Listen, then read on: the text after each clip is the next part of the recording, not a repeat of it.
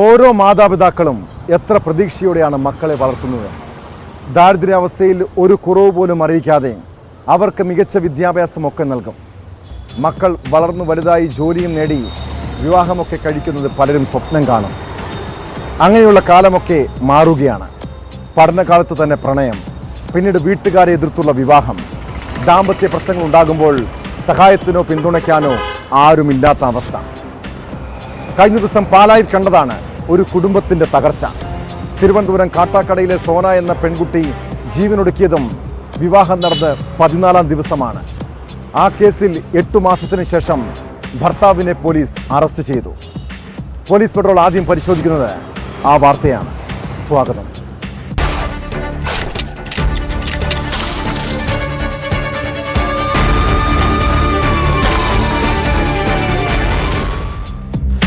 തിരുവനന്തപുരം പന്നിയോട് സ്വദേശിനി സോന പഠനകാലത്താണ് ഓട്ടോ ഡ്രൈവറായ വിപിനുമായി പ്രണയത്തിലാകുന്നത്.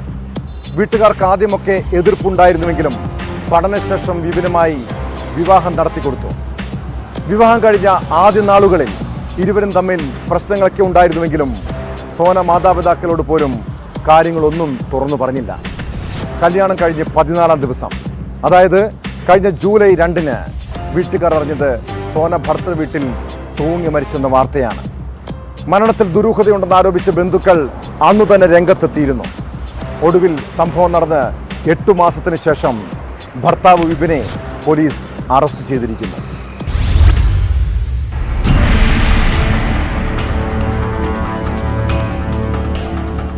പന്നിയോട് തണ്ണിച്ചാൻകുഴി സ്വദേശികളായ പ്രഭാകരന്റെയും ശൈലജയുടെയും മകൾ സോനയെ കഴിഞ്ഞ വർഷം ജൂലൈ 2-നാണ് ഭർത്തൃവീട്ടിൽ മരിച്ച നിലയിൽ കണ്ടെത്തിയത്. സോനയുടെയും കല്ലാമ സ്വദേശി ഉണ്ണി എന്ന് വിളിക്കുന്ന വിപിന്റെയും വിവാഹം കഴിഞ്ഞ് 14 ദിവസം മാത്രമായിരുന്നപ്പോഴാണ് മരണം.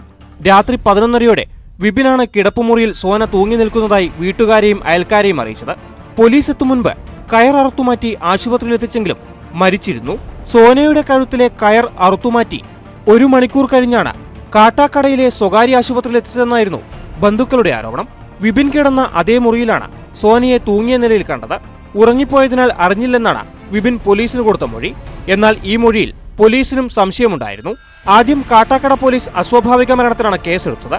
മരണത്തിൽ ദുരൂഹത ആരോപിച്ച് പെൺകുട്ടിയുടെ പിതാവ് അന്നത്തെ ഡിവൈഎസ്പിക്ക് പരാതി നൽകിയെങ്കിലും കൂടുതൽ അന്വേഷണം നടത്താനോ വിപിനെ അറസ്റ്റ് ചെയ്യാനോ പോലീസ് തയ്യാറായില്ല. തുടർന്ന് ആക്ഷൻ കൗൺസിലിന്റെ നേതൃത്വത്തിൽ സമരങ്ങൾ സംഘടിപ്പിച്ചു. കേസ് ക്രൈംബ്രാഞ്ചിന് കൈമാറണമെന്നാവശ്യപ്പെട്ട് മുഖ്യമന്ത്രിക്കും ഉന്നത പോലീസ് ഉദ്യോഗസ്ഥർക്കും പരാതി നൽകുകയും ചെയ്തു. പിന്നീടുണ്ടായ അന്വേഷണത്തിനൊടുവിലാണ് വിപിൻ അറസ്റ്റിലായത്. അവന്റെ അമ്മയാണ് ഇതിന്റെ മെയിൻ കന്നി. ഉത്തരവാദിത്തപ്പെട്ട് എന്റെ മോള് മരിക്കാൻ ഇടയാക്കിയത് അവന്റെ അമ്മയാണ് എന്നാണ് ഞങ്ങൾ പൂർണ്ണമായും വിശ്വസിക്കുന്നത്. അത് മാത്രമല്ല, കല്യാണം കഴിഞ്ഞ് 8-ന്റെ അന്ന് എന്റെ മകളുടെ ആഭരണങ്ങളെല്ലാം പിടിച്ചു വാങ്ങിച്ച് പണയപ്പെടുത്തി അവളെ ഭയങ്കരമായ മാനസികമായി പീഡിപ്പിക്കുകയും ചെയ്തിട്ടുണ്ടെന്നുള്ളതാണ് ഞങ്ങൾ അറിഞ്ഞത്. അതുകൊണ്ട് തക്കതായ ശിക്ഷ ഈ തള്ളയ്ക്കും എന്റെ മാളെ കെട്ടിയ ആ പയ്യനും ശിക്ഷ വാങ്ങി കൊടുക്കണം. ഓട്ടോ ഡ്രൈവറായ വിപിനും സോനയും 1.5 വർഷത്തോളം നീണ്ട പ്രണയത്തിന് ശേഷമാണ് വിവാഹിതരായത്. മരിക്കുന്ന ദിവസം ഉച്ചയ്ക്കും വിരുന്നു സൽക്കാരത്തിനായി ബന്ധുവീട്ടിലും സോനയുടെ വീട്ടിലുമെല്ലാം പോയിരുന്നു. പോലീസ് പലതവണ ചോദ്യം ചെയ്തെങ്കിലും കുടുംബ പ്രശ്നങ്ങളൊന്നും പറയാതെ വിപിൻ ഒഴിഞ്ഞുമാറുകയായിരുന്നു. ശാരീരികവും മാനസികവുമായ പീഡനം ആത്മഹത്യക്ക് കാരണമായെന്ന് കണ്ടെത്തിയതോടെയാണ് അറസ്റ്റ് രേഖപ്പെടുത്തിയത്. വിവാഹം കഴിഞ്ഞതിന് ശേഷം 13 ദിവസത്തിനകം സോന എന്ന് പറഞ്ഞൊരു പെൺകുട്ടി മരിച്ചതിന്റെ കേസാണിത്. തൂങ്ങി മരിച്ചതിന്റെ ആത്മഹത്യയാണ്. ആ കേസിന്റെ അന്വേഷണത്തിൽ മുൻ അന്വേഷണ ഉദ്യോഗസ്ഥന്മാരുടെ അന്വേഷണത്തിന്റെ തുടർച്ചയായിട്ടാണ് ഞാൻ അന്വേഷിക്കുന്നത്. അതിൽ അന്വേഷണത്തിൽ അവർ കണ്ടെത്തിയിരിക്കുന്നത് ആത്മഹത്യാ പ്രേരണയ്ക്കും അതുപോലെ തന്നെ സ്ത്രീധന പീഡനം നടത്തിയിട്ടുണ്ടെന്നുള്ളതാണ്. അതിൽ അങ്ങനെ ആത്മഹത്യാ പ്രേരണയും സ്ത്രീധന പീഡനം നടത്തിയിട്ടുണ്ടെങ്കിൽ അത് പ്രത്യേകിച്ച് നവവധു ആണെങ്കിൽ അത് DYSP അന്വേഷിക്കണം. അങ്ങനെ അന്വേഷണത്തിന് എനിക്ക് അയച്ചു കിട്ടി. പ്രതി ഇവിടെ ഉള്ളതുകൊണ്ട് പ്രതി അറസ്റ്റ് ചെയ്തു.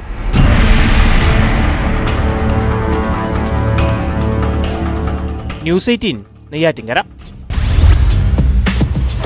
ദാമ്പത്യ പ്രശ്നങ്ങൾ പോലെ കേരളത്തിലെ പല കുടുംബങ്ങളുടെയും തകർച്ചയ്ക്ക് കാരണം മദ്യപാനമാണ്. മദ്യപിച്ച് ലെക്ക് കെട്ടാൽ അച്ഛനെയും അമ്മയെയും പോലും കൊലപ്പെടുത്താൻ മടിക്കാത്തവർ. പാലക്കാട് ചെർപ്പുളശ്ശേരിയിൽ മകൻ അച്ഛനെ മഴുകൊണ്ട് വെട്ടിക്കൊലപ്പെടുത്തിയത് മദ്യലഹരിയിലാണ്. ചളവറ സ്വദേശി കറുപ്പനാണ് കൊല്ലപ്പെട്ടത്. മകൻ സുഭാഷിനെ പോലീസ് അറസ്റ്റ് ചെയ്തു.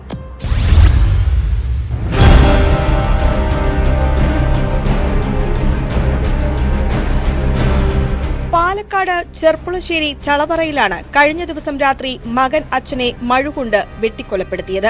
ചളവറ ചിറയിൽ കോളനിയിൽ കറുപ്പനാണ് കൊല്ലപ്പെട്ടത്. 36-കാരനായ മകൻ സുഭാഷിനെ പോലീസ് അറസ്റ്റ് ചെയ്തു.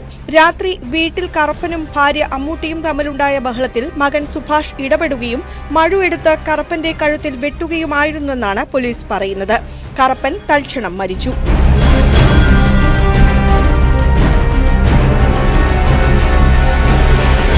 വീട്ടിൽ നിന്നും ഓടിപ്പോയ സുഭാഷിനെ സമീപ സ്ഥലത്ത് നിന്ന് പോലീസ് പിടികൂടി.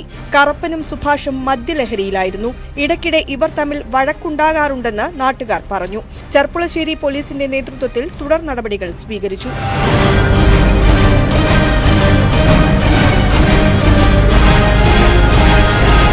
ന്യൂസ് 18 പട്ടാമ്പി. സന്തോഷ് മാധവൻ എന്ന വിവാദ സന്യാസിയെ മലയാളികൾ അത്ര വേഗം മറക്കാനിടയില്ല. ഭൂമി തട്ടിപ്പ്, പീഡന കേസുകളിൽ ഉൾപ്പെടെ പ്രതിയായിരുന്ന സ്വയം പ്രഖ്യാപിത ആൾദൈവം. കട്ടപ്പന സ്വദേശിയായ സന്തോഷ് മാധവൻ സ്വാമി അമൃത ചൈതന്യ എന്ന പേരിലായിരുന്നു അറിയപ്പെട്ടിരുന്നത്. വാർത്താ മാധ്യമങ്ങൾക്ക് അന്നുവരെയും കേട്ട് കേൾവി പോലും ഇല്ലാത്ത സ്വാമിയെക്കുറിച്ച് കേരളം അറിയുന്നത് 2008-ലാണ് ഒരു സാമ്പത്തിക തട്ടിപ്പ് പരാതിയെ തുടർന്ന്. പിന്നീട് നഗ്നപൂജ എന്ന പേരിൽ പ്രായപൂർത്തിയാകാത്ത പെൺകുട്ടികളെ പീഡിപ്പിച്ചതടക്കം ഒട്ടേറെ പരാതികൾ. ഒടുവിൽ അറസ്റ്റ്, ജയിൽ ശിക്ഷ. ജയിലിൽ നിന്നും പുറത്തിറങ്ങിയ ശേഷം ആരോഗ്യ പ്രശ്നങ്ങൾ അലട്ടിയിരുന്ന സന്തോഷ് മാധവന്റെ മരണവാർത്തയാണ് ഈ പകൽ കേൾക്കാൻ കഴിഞ്ഞത്.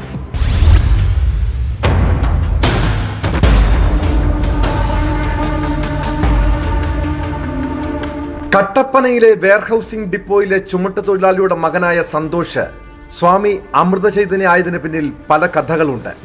ദൈവവിളി എന്നാണ് നാട്ടുകാരുടെയും വീട്ടുകാരുടെയും ഇടയിൽ പ്രചരിച്ചത്. സന്തോഷിന്റെ വിദ്യാഭ്യാസം വള്ളക്കടവ് സെന്റ് ആന്റണി സ്കൂളിലും കട്ടപ്പന ഗവൺമെന്റ് ഹൈസ്കൂളിലുമായിരുന്നു. 10ാം ക്ലാസ് തോറ്റതോടെ പഠനം നിർത്തി. പിന്നീട് കട്ടപ്പനയിൽ ചെരുപ്പ് കടയിൽ സെയിൽസ്മാനായി ജോലി നോക്കി. 18 വയസ്സായപ്പോൾ ജ്യേഷ്ഠ സഹോദരന്റെ സഹായത്തിൽ കലൂരിലുള്ള ക്ഷേത്രത്തിൽ പരികർമ്മിയായി. ഇവിടെ നിന്ന് പൂജാവിധികൾ അഭ്യസിച്ച ശേഷം തൃപ്പൂണിത്തുറ തുരുത്തിയിലുള്ള ക്ഷേത്രത്തിൽ മേൽശാന്തിയായി ജോലിയിൽ പ്രവേശിച്ചു. ഇവിടെ നിന്നാണ് വളർച്ചയുടെ ആരംഭം.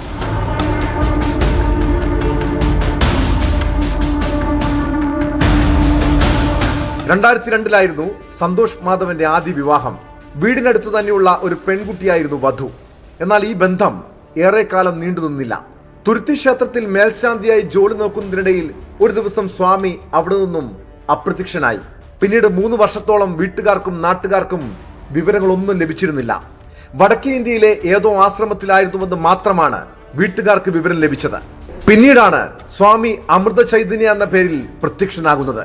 സ്വാമി അമൃത ചൈതന്യ എന്ന ജ്യോതിഷിയായി സന്തോഷ് മാധവൻ പ്രശസ്തി നേടിയെടുത്തത് അതിവേഗത്തിലായിരുന്നു. 2004-ലെ സുനാമി ദുരന്തം മുൻകൂട്ടി പ്രവചിച്ചയാൾ എന്ന് പറഞ്ഞായിരുന്നു സ്വാമിയുടെ മാർക്കറ്റിംഗ്. ഇതോടെ സിനിമാ താരങ്ങളും ഉന്നതരും സ്വാമിയുടെ അടുക്കലെത്തി. വിദേശയാത്രകൾ പതിവായി.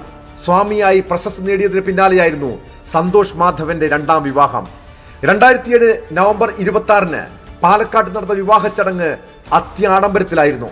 ലക്ഷങ്ങൾ പൊടിപൊടിച്ച വിവാഹ ചടങ്ങിൽ സിനിമാ താരങ്ങളും ഗായകരുമടക്കം പ്രമുഖർ പങ്കെടുത്തു. കുതിരപ്പുറത്ത് വന്ന വരനും സിനിമാ സ്റ്റൈലിനെ വെല്ലുന്ന മണ്ഡപവുമെല്ലാം അതിഥികളെ പോലും അമ്പരപ്പിച്ചു. എന്നാൽ വിവാഹ ചടങ്ങ് കഴിഞ്ഞതോടെ മണ്ഡപം ഒരുക്കിയവർ മുതൽ ഓട്ടോക്കാർ വരെയും പണം കിട്ടിയില്ലെന്ന പരാതിയുമായി രംഗത്തെത്തി.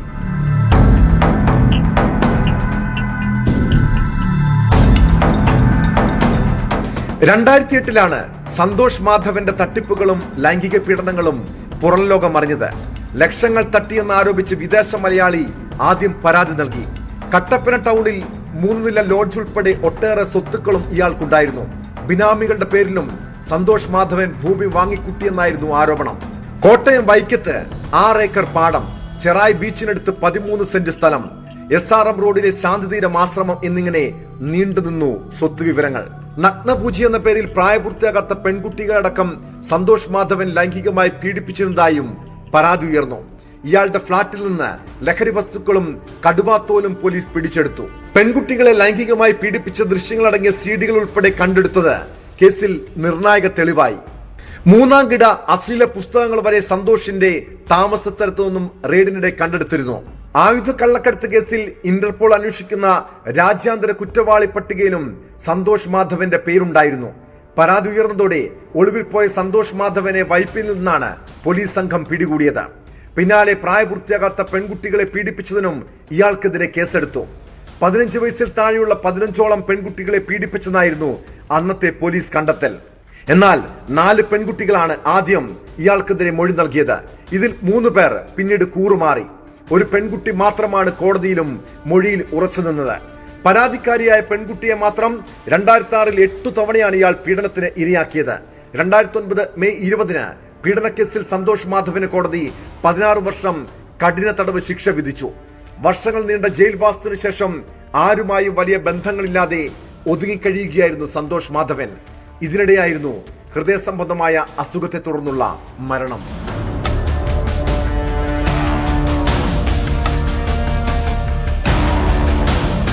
ന്യൂസ് 18 കൊച്ചി.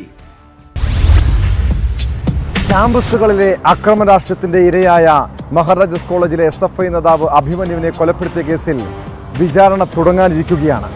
അതിനിടെ കേസിലെ സുപ്രധാന രേഖകൾ കാണാതായെന്ന നടുക്കുന്ന വിവരം പുറത്തുവരുന്നു. സെൻട്രൽ പോലീസ് കോടതിയിൽ സമർപ്പിച്ച രേഖകളാണ് കാണാതായത്. കുറ്റപത്രം, മൊഴികൾ എന്നിവയുടെ ഒറിജിനൽ നഷ്ടമായി. വാർത്തയുടെ വിശദാംശങ്ങളുമായി ഡാനി പോൾ ചേരുന്നുണ്ട്. ഡാനി, കേരളത്തിലെ ഏറെ പ്രമാദമായ ഒരു കേസുകളുടെ നിർണായകമായിട്ടുള്ള സുപ്രധാനമായിട്ടുള്ള ചില വിവരങ്ങളാണ് നഷ്ടപ്പെട്ടിരിക്കുന്നത്. ഇത് നഷ്ടമായ വിവരം എങ്ങനെയാണ് പുറത്തു വന്നത്? ഇത് ആരുടെ ഭാഗത്തു നിന്നുള്ള വീഴ്ചയാണ് ഈ രേഖകൾ നഷ്ടമായതിന് പിന്നിൽ? ടോം, അഭിമന്യു കേസിലെ സുപ്രധാനമായ രേഖകളാണ് കാണാതായിരിക്കുന്നതായി ഇപ്പോൾ വാർത്തകൾ പുറത്തു വരുന്നത്. ഇത് സംബന്ധിച്ച് ഔദ്യോഗികമായി തന്നെ വിവരം സെഷൻസ് കോടതി ഹൈക്കോടതിയെ അറിയിക്കുകയും ചെയ്തിട്ടുണ്ട്. രേഖകൾ കണ്ടെത്താൻ ഹൈക്കോടതി നിർദ്ദേശം നൽകിയതായാണ് മനസ്സിലാക്കാൻ സാധിക്കുന്നത്.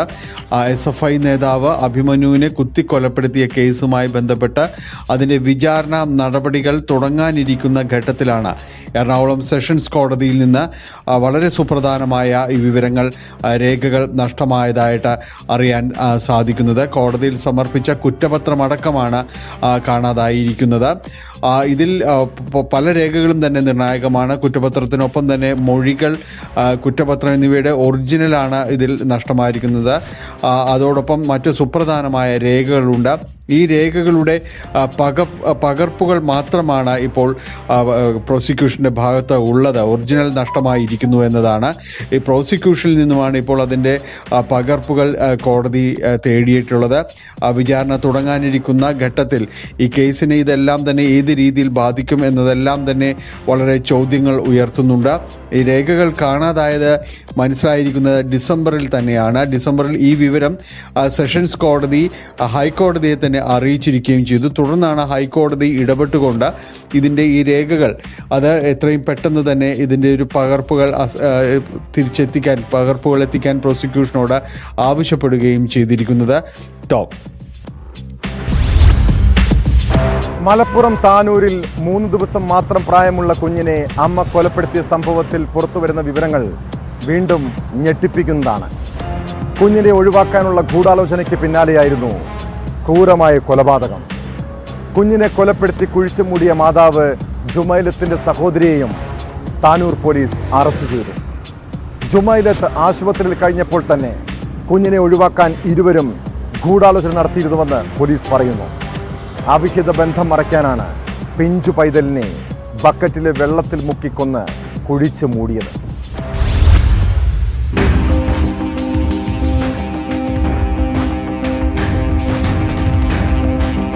കോഴിക്കോട് മെഡിക്കൽ കോളേജ് ആശുപത്രിയിലാണ് ജുമൈലത്ത് കുഞ്ഞിന് ജന്മം നൽകിയത്.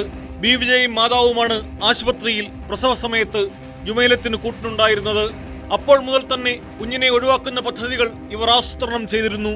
കോഴിക്കോട് നിന്ന് താനൂരിലേക്ക് സംഘം യാത്ര ചെയ്ത ഓട്ടോറിക്ഷയുടെ ഡ്രൈവർ കോഴിക്കോട് സ്വദേശി നജീബ് ഇക്കാര്യം പോലീസിനോട് വെളിപ്പെടുത്തിയിരുന്നു. കൊലപാതക വിവരം മൂടിവെച്ചതുൾപ്പെടെയുള്ള കുറ്റങ്ങൾ ചുമത്തിയാണ് ബി വിജയുടെ അറസ്റ്റ്. ജുമൈലത്തും ബി വിജയും തമ്മിലുള്ള ഫോൺ സംഭാഷണങ്ങൾ ഉൾപ്പെടെ പരിശോധിച്ച ശേഷമാണ് കൊലപാതകത്തിൽ ഇവർക്കുള്ള പങ്ക് പോലീസ് കണ്ടെത്തിയത്. പ്രതിയെ കോടതിയിൽ ഹാജരാക്കും. സംഭവത്തിൽ ഇനിയും അറസ്റ്റിന് സാധ്യതയുണ്ട്. കൂടുതൽ പേർക്ക് കേസിൽ പങ്കുണ്ടോ എന്ന് പരിശോധിച്ചു വരികയാണെന്ന് താനൂർ CI പറഞ്ഞു.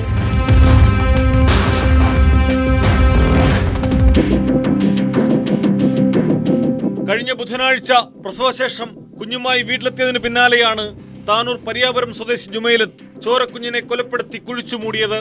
അവിഹിത ബന്ധത്തിൽ കുഞ്ഞു പിറന്ന വിവരം പുറത്തറിഞ്ഞാലുള്ള മാനഹാനിയുടെ പേരിലായിരുന്നു അരുംകൊല. പിന്നീട് ജുമൈലത്തിനെ അറസ്റ്റ് ചെയ്യുകയും കുഞ്ഞിന്റെ മൃതദേഹം പുറത്തെടുത്ത് പോസ്റ്റ്മോർട്ടം ചെയ്യുകയുമായിരുന്നു.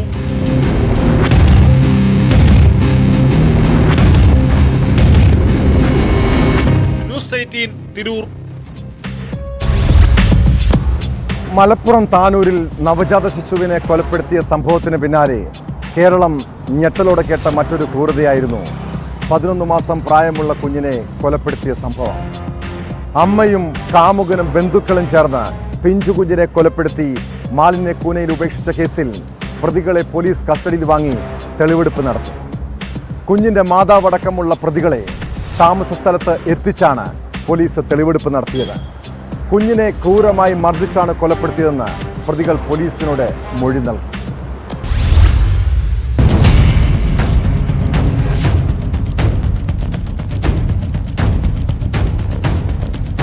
പതിനൊന്ന് മാസം മാത്രം പ്രായമായ കുരുന്നിനെ ക്രൂരമായി മർദ്ദിച്ചു കൊലപ്പെടുത്തിയ കേസിൽ അമ്മയും കാമുകനുമടക്കമുള്ള പ്രതികളെയാണ് സംഭവസ്ഥലത്തെത്തിച്ച് തെളിവെടുത്തത്. കുഞ്ഞിന്റെ മാതാവ് ശ്രീപ്രിയ, കാമുകൻ ജയസൂര്യയുടെ പിതാവ് കുമാർ, മാതാവ് ഉഷ എന്നിവരെ തിരൂർ CI രമേശിന്റെ നേതൃത്വത്തിൽ തെളിവെടുപ്പിനെത്തിച്ചു.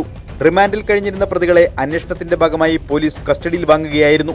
ഉച്ചയോടെയാണ് ശ്രീപ്രിയ ആദ്യം താമസിച്ചിരുന്ന സ്ഥലത്ത് പ്രതികളെ എത്തിച്ചത്. ഇവിടെ വച്ചാണ് കുഞ്ഞിനെ ക്രൂരമായി മർദ്ദിച്ചു കൊലപ്പെടുത്തിയത്. പരിശോധനയിൽ രക്തക്കറ കണ്ടെത്തി. വസ്ത്രങ്ങൾ കത്തിച്ചു കളഞ്ഞ സ്ഥലവും പോലീസ് പരിശോധിച്ചു.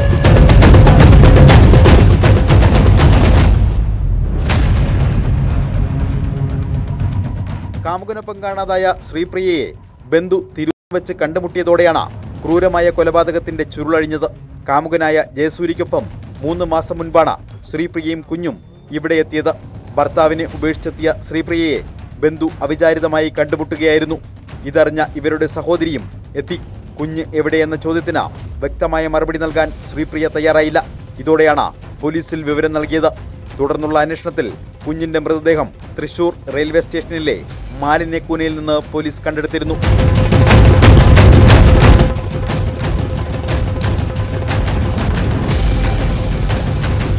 ന്യൂസ് 18 തിരൂർ.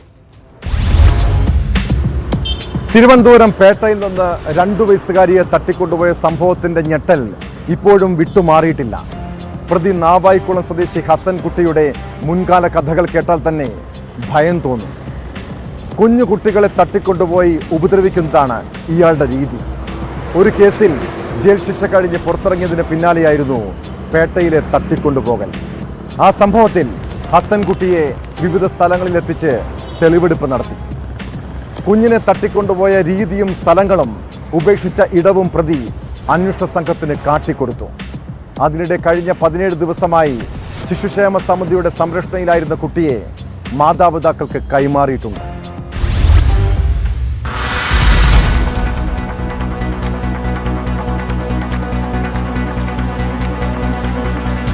ഓൾസെൻസിൽ 2 വയസ്സുകാരിയെ തട്ടിക്കൊണ്ടുപോയ സംഭവത്തിൽ ഏറ്റവും സുപ്രധാനമായ തെളിവെടുപ്പാണ് ഇന്ന് നടന്നത്. നമ്മൾ ഈ കാണുന്ന സ്ഥലത്തുൾപ്പെടെ ഇവിടെയാണ് കുട്ടിയെ ഉപേക്ഷിച്ചത്. ഹസൻ കുട്ടിയുമായി എത്തി പോലീസ് തെളിവെടുപ്പ് നടത്തി. ഇവിടെ എത്തുന്നതിന് മുൻപ് കുട്ടിയും കുടുംബവും ഓൾസെൻസിന് സമീപം ടെന്റ് കെട്ടി താമസിച്ചിരുന്ന സ്ഥലം അവിടെ തെളിവെടുത്തു. പേട്ട റെയിൽവേ സ്റ്റേഷനിൽ തെളിവെടുപ്പ് നടത്തി. പോലീസിനോട് ഹസൻകുട്ടി പറയുന്നത് ഇങ്ങനെയാണ്: വർക്കലയിൽ ട്രെയിൻ ഇറങ്ങേണ്ട താൻ ഉറങ്ങിപ്പോയതുകൊണ്ട് പേട്ടയിലാണ് ഇറങ്ങിയത്. അതിനുശേഷം അവിടെ നിന്ന് നടന്ന്, ഇത് പകൽ സമയമാണ്, നടന്ന് ഈ ഭാഗത്തേക്ക് വരുന്നു, ഓൾസെൻസ് ഭാഗത്തേക്ക് എത്തുമ്പോൾ കുട്ടിയെയും കുടുംബവും അവിടെ ഉള്ളത് ശ്രദ്ധയിൽപ്പെട്ടു. കുട്ടിക്ക് മിഠായി വാങ്ങി നൽകി. രാത്രി വരെ അവിടെ കറങ്ങി നടന്നു. അതിനുശേഷം രാത്രി പരിസരത്തെ ഒരു കടയിൽ നിന്ന് കരിക്ക് കുടിച്ച ശേഷം രക്ഷിതാക്കൾ ഉറങ്ങിയെന്ന് മനസ്സിലാക്കി കുട്ടിയെ രാത്രിയോടുകൂടി തട്ടിയെടുക്കുകയായിരുന്നു. ഏതാണ്ട് 11 മണി കഴിഞ്ഞ ശേഷമാണ് ഈ തട്ടിക്കൊണ്ടുപോകൽ നടന്നത്. 1/2 കിലോമീറ്റർ അകലെയാണ് നമ്മളിപ്പോൾ നിൽക്കുന്ന സ്ഥലം. റെയിൽവേ ട്രാക്കിനോട് ചേർന്ന പ്രദേശമാണ്. ഇവിടെ എത്തിക്കുമ്പോഴേക്കും കുട്ടി മരിച്ചു എന്ന് കരുതി. കുട്ടിക്ക് ചലനമില്ലായിരുന്നു. അതുകൊണ്ട് തന്നെ കുട്ടിയെ ഇവിടെ ഉപേക്ഷിച്ച് വെൺപാലവട്ടം ഭാഗത്തേക്ക്, അതായത് ഇവിടെ നിന്ന് തന്നെ നടന്ന് വെൺപാലവട്ടം ഭാഗത്തേക്ക് പോവുകയായിരുന്നു. അവിടെ ഒരു തട്ടുകടയിൽ രാത്രി കിടന്നുറങ്ങി. അതിനുശേഷം രാവിലെയോടുകൂടി നഗരത്തിലേക്ക് പോയി. അവിടെ നിന്ന് ആലുവയിലേക്ക് പോവുകയായിരുന്നു. ബസ്സിൽ സഞ്ചരിച്ച് ആലുവയിലേക്ക് പോവുകയായിരുന്നു. ഇത്തരമൊരു മൊഴിയാണ് പോലീസിന് ഹസൻകുട്ടി നൽകിയിട്ടുള്ളത്. 7 ദിവസമാണ് കസ്റ്റഡിയിൽ നൽകിയിട്ടുള്ളത്. അടുത്ത ദിവസം പ്രതിയുമായി പോലീസ് ആലുവയിലേക്ക് പോകും. അരുൺ പാലോടിനൊപ്പം വി വിനോദ്, ന്യൂസ് 18 തിരുവനന്തപുരം.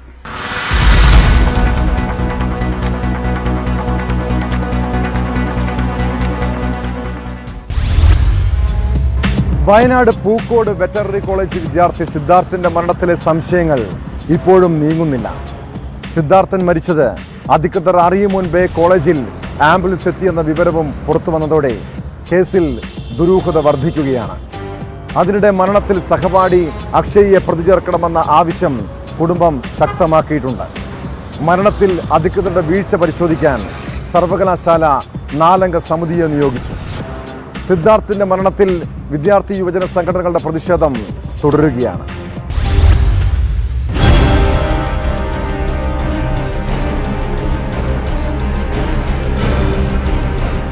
ഫെബ്രുവരി 18 ഉച്ചയ്ക്ക് 12:30-നും 1:45-നും ഇടയിൽ സിദ്ധാർത്ഥൻ മരിച്ചെന്നാണ് റിമാൻഡ് റിപ്പോർട്ടിലുള്ളത്.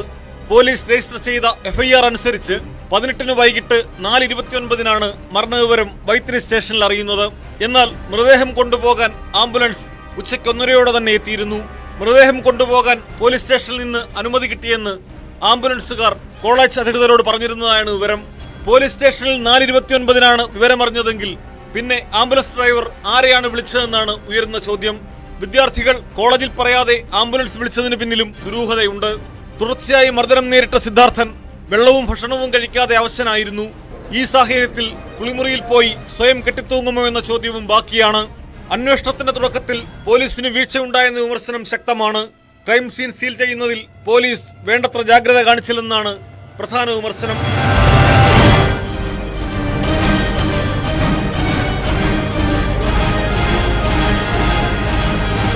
മരിക്കുന്നതിന്റെ അവസാന 3 ദിവസവും ഒപ്പമുണ്ടായിരുന്ന അക്ഷയെ പ്രതിയേർക്കാത്തതിൽ ദുരൂഹതയുണ്ടെന്നാണ് സിദ്ധാർത്ഥന്റെ കുടുംബം ആരോപിക്കുന്നത്. മൃതദേഹം വീട്ടിലെത്തിക്കുന്ന ദിവസവും അക്ഷയ് കൂടെ ഉണ്ടായിരുന്നു. സിദ്ധാർത്ഥന് എന്തു പറ്റിയെന്ന ചോദ്യത്തിന് ഇയാൾ മറുപടി നൽകിയില്ല. അക്ഷയെ ചോദ്യം ചെയ്താൽ കൂടുതൽ വിവരം ലഭിക്കുമെന്നാണ് കുടുംബത്തിന്റെ പ്രതീക്ഷ. സിദ്ധാർത്ഥന്റെ മരണവുമായി ബന്ധപ്പെട്ട് അധികൃതരുടെ ഭാഗത്തുണ്ടായ വീഴ്ച പരിശോധിക്കാൻ സർവകലാശാല 4 അംഗ സമിതിയെ നിയോഗിച്ചിട്ടുണ്ട്.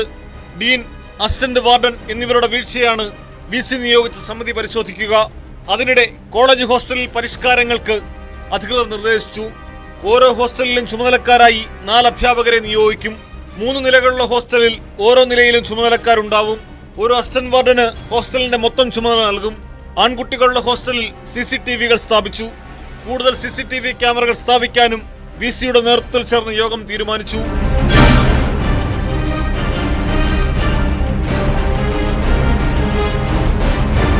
മുഴുവൻ പ്രതികളെയും അറസ്റ്റ് ചെയ്യുക, പ്രതികൾക്കെതിരെ കൊലക്കുറ്റം ചുമത്തുക തുടങ്ങിയ ആവശ്യങ്ങൾ ഉന്നയിച്ച് വിവിധ സ്ഥലങ്ങളിൽ വിദ്യാർത്ഥി യുവജന സംഘടനകൾ നടത്തിയ പ്രതിഷേധം സംഘർഷത്തിൽ കലാശിച്ചു.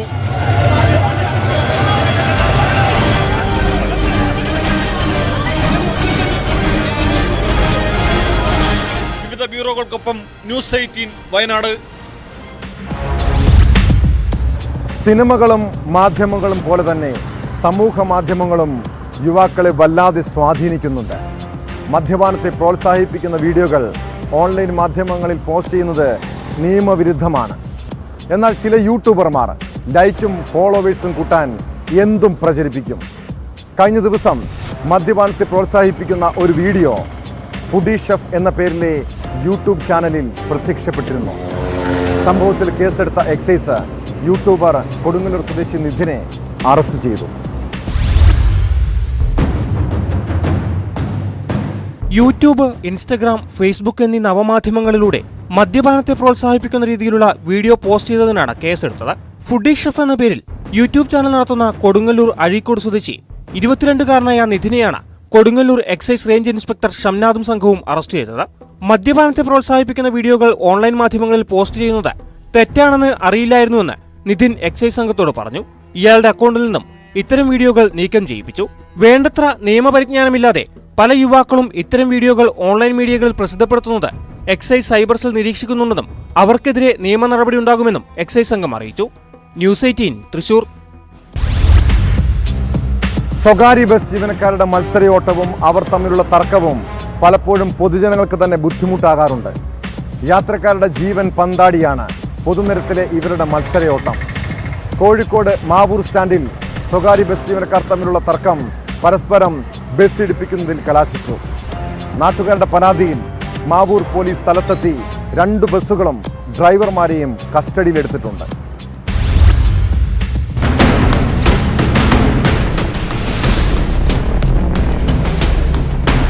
കഴിഞ്ഞ ദിവസം വൈകിട്ട് 4:20 സംഭവം. മുഹബത്ത് ബസ്സിലെയും മലബാർ ബസ്സിലെയും ജീവനക്കാർ തമ്മിലായിരുന്നു തർക്കം. സ്റ്റാൻഡിൽ നിർത്തിയ മലബാർ ബസിന്റെ മുന്നിൽ വഴിമുടക്കും വിധം മുഹബത്ത് ബസ് നിർത്തിയതോടെയാണ് തർക്കം തുടങ്ങിയത്. തുടർന്ന് മുന്നോട്ടെടുത്ത മലബാർ ബസ് മുഹബത്തിന്റെ സൈഡിൽ ഇടിച്ചു. തുടർന്ന് സ്റ്റാൻഡിലേക്ക് കയറ്റിയ മുഹബത്ത് കിഴക്കുഭാഗത്തുകൂടി റോഡിലേക്ക് ഇറക്കുമ്പോൾ മലബാർ ബസ് മുന്നോട്ടെടുത്ത് തടയുകയായിരുന്നു. ഇവിടെയും ബസ്സുകൾ കൂട്ടിയിടിച്ചു.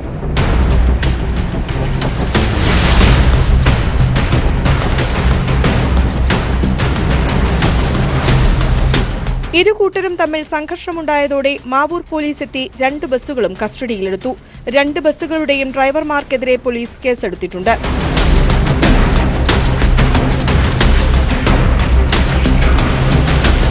ന്യൂസ് 18 മുക്കം.